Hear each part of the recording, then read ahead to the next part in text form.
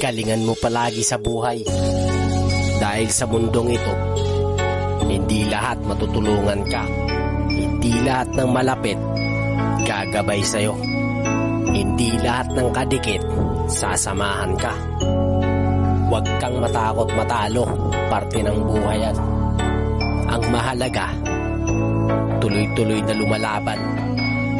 Tulungan mo rin ang sarili mo.